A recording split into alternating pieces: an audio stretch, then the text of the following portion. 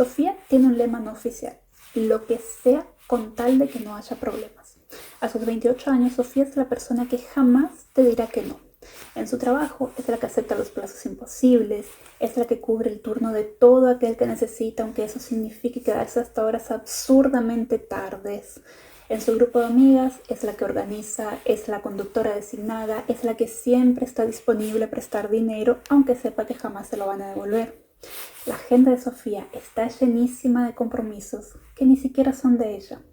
A simple vista parece una mujer altruista, una mujer generosa, pero por debajo de esa capa de altruismo existe una ansiedad constante y agotadora.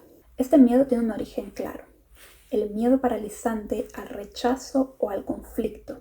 Para Sofía, decir que no es simplemente rechazar una invitación o rechazar una tarea, es rechazar a la persona misma. A miedo de verse perezosa o de verse egoísta o peor aún, de verse como insuficiente. Entonces, el decir que sí para Sofía se ha vuelto una armadura. El ser útil, el estar siempre disponible, la hacen sentir valiosa, la hacen sentir irreemplazable, como si esto perpetuara su pertenencia a algún cierto grupo. Por esto, cada vez que alguien necesita algo, la boca de Sofía dice que sí, mucho antes de que su cerebro pueda calcular el costo emocional o físico que este sí tendría. El costo de esto, sin embargo, es altísimo. Sofía vive al límite del burnout, se siente cansada, tiene migrañas constantes y ha perdido completa conexión con sus propios deseos. No sabe más qué película quiere ver, qué restaurante prefiere, ni siquiera qué quiere hacer con su tiempo libre. Y es que toda decisión que Sofía toma está subordinada a mantener una paz externa y la aprobación de otras personas. Cuando llega a casa, Sofía simplemente se desploma en el sofá con un sentimiento de resentimiento que no puede explicar. Se siente usada, pero en realidad es ella misma la que está creando las condiciones para este abuso al no poner límites. La semana pasada, Sofía llegó a su límite. Su amiga Laura le pidió ayuda en la mudanza el fin de semana. Un fin de semana que Sofía ya había reservado hace meses para ella misma, para un curso de fotografía, algo que realmente la apasionaba. Cuando escuchó la petición, Sofía sintió un nudo en el estómago, pero su boca pronunció el fatal: claro, yo te ayudo, cancelo lo mío, no te preocupes. El resultado de esto fue triple. Sofía perdió su curso, Sofía se sintió agotada físicamente por la mudanza y se sintió doblemente resentida, cuando no pudo siquiera explicar por qué se había negado a sí misma un único fin de semana que había reservado para ella. La historia de Sofía es una búsqueda obsesiva por mantener una paz externa que termina por convertirse en una guerra interna. El complaciente crónico crea una especie de cárcel de buena voluntad, donde su mayor miedo, el miedo al rechazo, se vuelve una especie de profecía autocumplida. Las personas dan por sentado su disponibilidad, en cuanto él se siente una persona desechable. El primer paso para romper este círculo vicioso es entender que decir que no es ser egoístas. Es una señal de autocuidado, es honestidad. Necesitamos desmantelar este miedo al rechazo que nos obliga a decir que sí, incluso cuando todo dentro nuestro grita que no. Esto es una realidad que toca a miles de personas. ¿Te sientes reflejado en esta historia? Si la respuesta es sí, estás a punto de entender el porqué. El primer paso para sanar es comprender. Acompáñame a descifrarlo. Esto es Dilemas del Diván. Antes que continuemos, suscríbete, deja tu me gusta y comparte este video con alguien que necesite esta claridad. Ahora sí, adentrémonos en la psicología detrás de este caso. El complaciente crónico es un patrón de comportamiento caracterizado por una necesidad exagerada de aprobación y la evitación activa del conflicto a través del sometimiento a los deseos y las necesidades de los demás, a expensas de las tuyas propias. Si bien el término autosabotaje no se usa comúnmente en este contexto, la complacencia crónica es una forma de autosabotaje relacional y personal, ya que impide al individuo de alcanzar la autenticidad y la satisfacción a largo plazo, saboteando su tiempo, su energía y sus límites.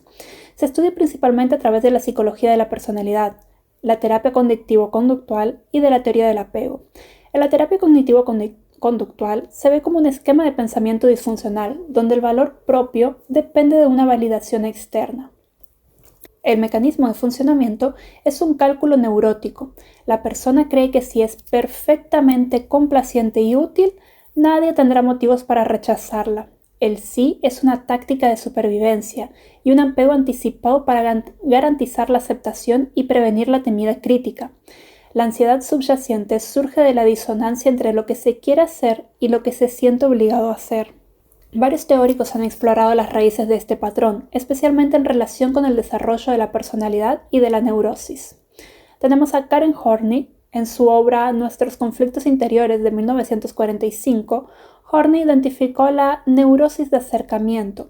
Ella describió a personas que desarrollan una estrategia de vida basada en la sumisión y en la afectividad exagerada para obtener afecto y seguridad. La complacencia crónica es la manifestación de este movimiento neurótico. El individuo cree que su supervivencia emocional depende de la aprobación incondicional de los demás. Albert Ellis abordó las creencias irracionales que subyacen a la ansiedad. Identificó una creencia central irracional: tengo que ser amado o aprobado por cada persona importante en mi vida.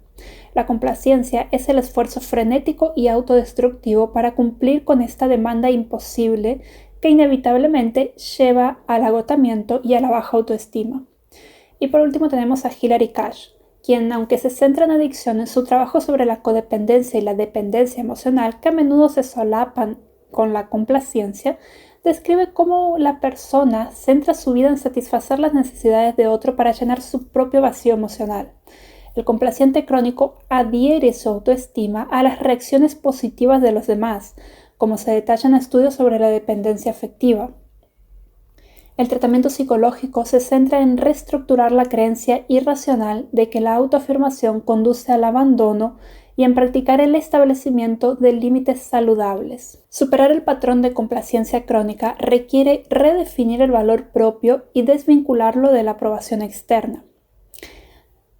La técnica del no por defecto es entrenarse para decir automáticamente: déjame revisarlo y te confirmo más tarde, todas las veces que alguien te pida algo. Esto prohíbe un sí instintivo e impulsivo.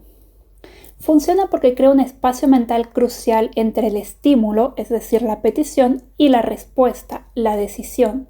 Esta pausa desactiva el pánico emocional y permite que la parte racional evalúe el costo del favor versus tu propio tiempo. Practicar el no suave. Utiliza una estructura de respuesta amable pero firme. Aprecio que hayas pensado en mí, pero ahora mismo no puedo asumir ese compromiso. No necesitas dar excusas largas. Esto funciona porque introduce la asertividad sin desencadenar el miedo al conflicto. Al ser amable en el tono pero firme en la negación, demuestra que el rechazo es hacia la tarea y no hacia la persona. La técnica del yo resentido.